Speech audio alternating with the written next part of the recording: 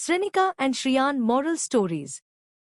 శ్రీనిక శ్రియాన్ నీతి కథలు, పిట్ట కథలు, బుర్ర కథలు, ఇంకా మరెన్నో. కథ ఒకటి. అత్యాశ మంచిది కాదు. ఒక ఊళ్ళో ఒక పెద్ద మనిషి ఉండేవాడు. అతనికి చాలామంది పిల్లలు, మనవలు ఉండేవారు. ఒకరోజు అతను తన మనవడితో కలిసి నడుస్తుండగా వారు ఒక బావిని చూశారు. మనవడు క్యూరియాసిటీతో, తాతయ్యా, ఈ బావిలో ఏముంది అని అడిగాడు. పెద్దమనిషి నవ్వుతూ, అది ఒక మాయాబావి. నువ్వు దానిలో ఏదైనా వేస్తే అది నీకు రెట్టింపు చేసి ఇస్తుంది అని చెప్పాడు. మనవడు చాలా సంతోషించాడు మరియు తన జేబులో ఉన్న ₹1 నాణెన్ని బావిలో వేశాడు. వెంటనే ₹2 నాణెలు బయటకు వచ్చాయి.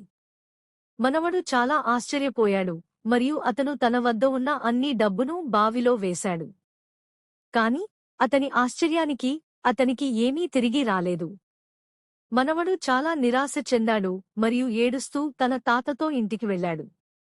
తాత అతనిని ఓదార్చి, చింతించకు మనవా. అది ఒక మాయా బావి కాదు. అది ఒక డబ్బు తినే బావి.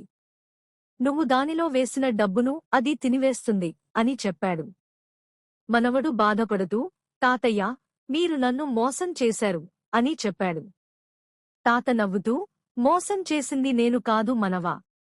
నిన్ను మోసం చేసింది నీ సొంత అత్యాశ అని చెప్పాడు. నీతి: అత్యాశ మంచిది కాదు.